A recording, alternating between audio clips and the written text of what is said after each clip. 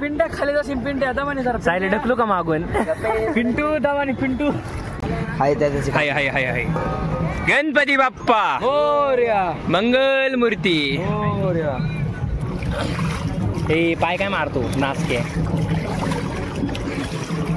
नमस्कार मित्रांनो, welcome back to my new vlog. आज आपल्या घरी खूप म्हणजे इमोशनल गोष्ट, सॅड गोष्ट आहे.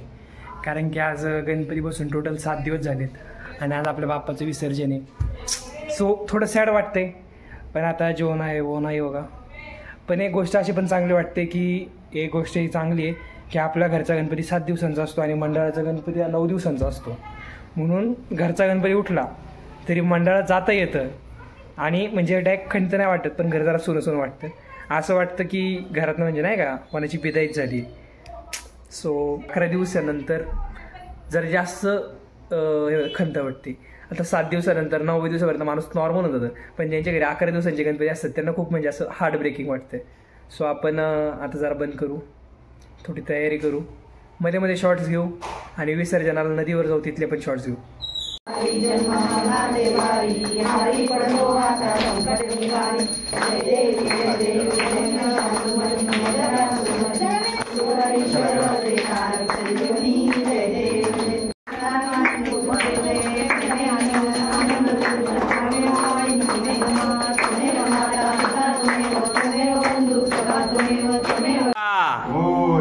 मंगल मूर्ती मोरया, गणपती बाप्पा मोरया, मंगल मूर्ती मोरया, पुढच्या वर्षी मोरया मोरया लवकर या.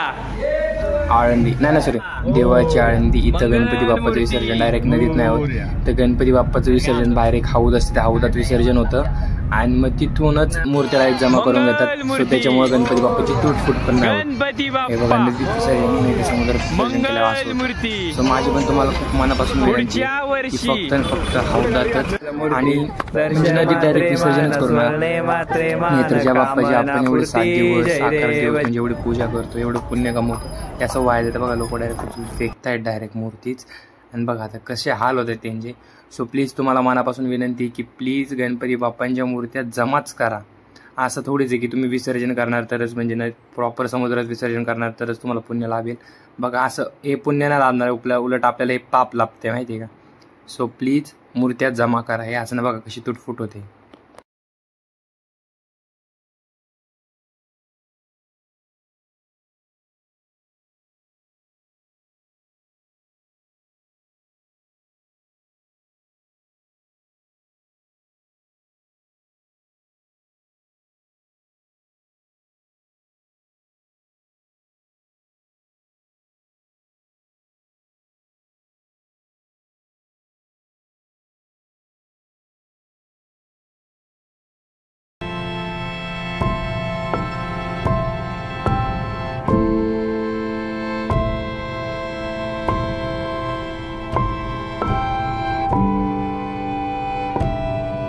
काय शिवम झालं विसर्जन, कसं वाटतं? दुःख होते जरा. साई काय होते?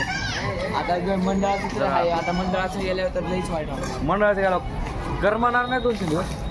घरचे शिवाय अजून घरचे म्हणतील अभ्यास करा अभ्यास करा अभ्यास करा. तरी इथूनच घ्यायचं आळंदीला नदीवर साईलचं जरा ते गौऱ्यांचं ते होतं, तिथं विसर्जन करायला आलंय. शिवम काय म्हणतो? मला असं वाटतं इथं पाण्यात उडी पाण्याचा वास बघून मला नाही वाटत पाण्यात उडी मारावं. तरी पाण्याचा वास कसा येतोय बघ. पण मोबाईल नको सुटायला असं शिदा ती सोडून. ए पिशवी नको टाकू बरं गाणे. पण अरे त्याच्यात काचेची बाटली होती आपली. नाही हाय त्याची हाय हाय हाय हाय. गणपती बाप्पा मोरया मंगल मूर्ती मोरया. हे पाय काय मारतो नाचके. पिंट्या पिंट्या खाली जाशील पिंट्या दमाने जरा सायले ढकलू का मागून पिंटू दमाने पिंटू. हे इथं नाही एवढं खोल रे. घरच्याने सांगितले ते झाले बरं का. मला वाटलं नव्हते पाण्यात सोडताय म्हणून, पण आता नशिबाने ते गेले पाण्यात.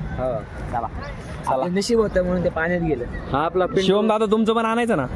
आमच्या गणपती बसवलं नाही, लक्ष्मी होते आमच्या. मग यायचं लक्ष्मीचं होतं. जाऊ द्या, वाद नाही. पहिलं फोटो काढू आणि घरी कल्टी आता. हा चला. तर आपलं विसर्जन झालंय आणि आता आपण हा इथली लाईट गेली लय अंदर इथं आणि आपण तर कोणी चपला नाही घातला साईल सोडलं तर आणि ते पण माझी चप्पल घातली ते पण त्याची चप्पल गाडीत ठेवली. अरे वा वा भाई वा. गाई मी चप्पलच नव्हते आणले मेन म्हणजे. तर मी साईलवर दया दाखवून साईल बोलला त्याचे पाय दुखते म्हणून मी त्याला दया दाखवून त्याला चप्पल दिली. मैत्री मैत्री मैत्री ऑन टॉप मैत्री ऑन टॉप. तर आता विसर्जन झालं आता घरी जायचंय. मंडळाची आरती बाकी आहे. दुःख होतंय पण मित्र होते म्हणून जरा बरं वाटलं नाही तर असं लईच दुःख झालं असतं बाप्पा जाण्याचं. गाडी उघडली मी चावी दिली पप्पांनी. गाडीत बसू घरी जाऊ तिथं पण शूट घेऊ. झाली ती का ना करू